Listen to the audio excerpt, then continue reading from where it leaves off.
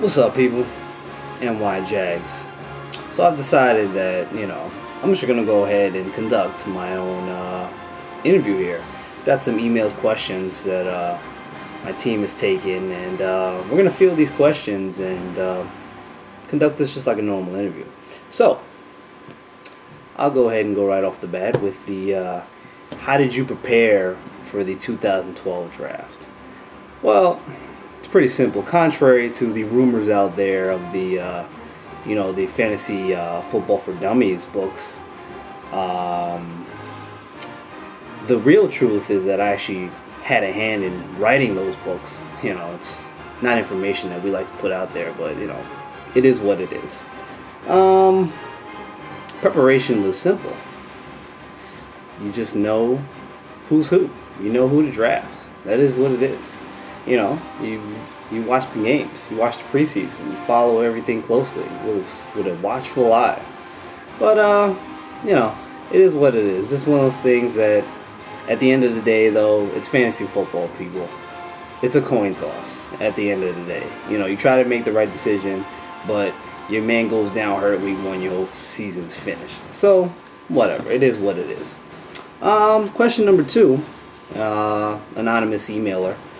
How did you feel about the draft? I felt good.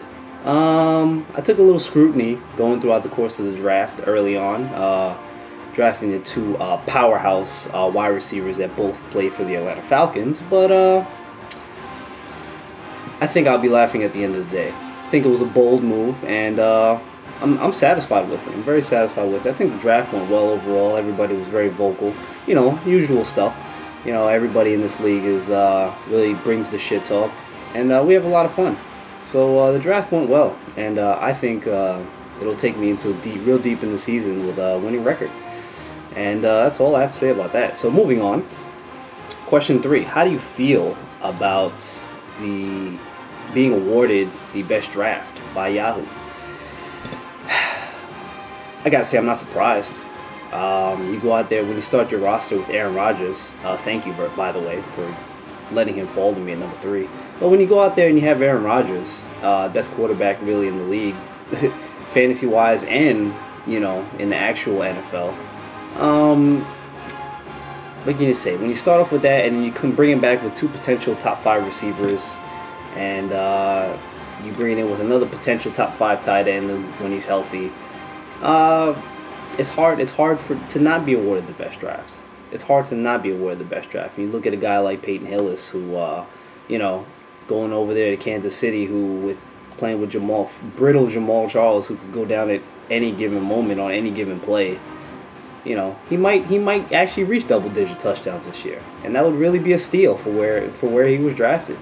And even looking at Kevin Smith. Kevin Smith is a starter, a starter for a powerhouse offense, and it's with everybody keying in on Megatron and Stafford throwing him up deep. It's going to be a good thing. Who knows if Javid Best will ever return? Who knows if he'll be back this season at all? So I think that's a steal scoop up late and could pay off big dividends. So yeah, I feel good. I think Yahoo made the right decision by awarding the NY Jagz the best 2012 draft.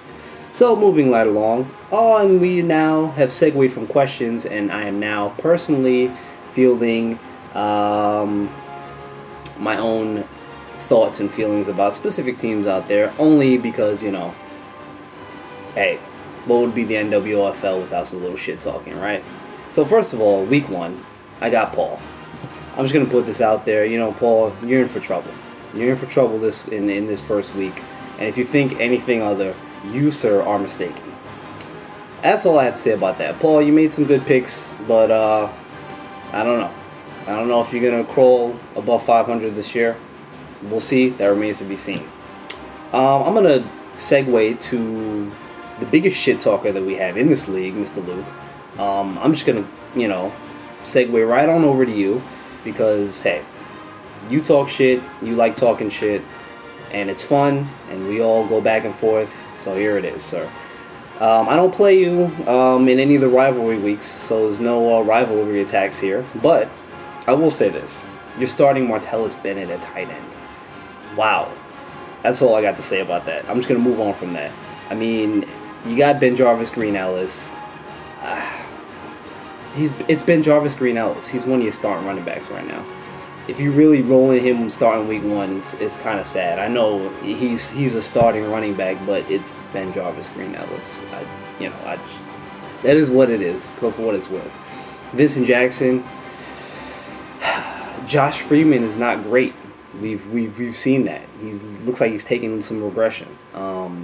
They could be better this year, but Vincent Jackson is not a number 1 type-ish wide receiver. I don't know. I don't even remember if you have him as your number 1 or your number 2. Whatever. It doesn't matter. You're starting Vincent Jackson. That is what it is. If he's starting as your number 2, I guess I could let that slide. But whatever. But that's it for you. I'm going to segue on over to my rivalry week participants.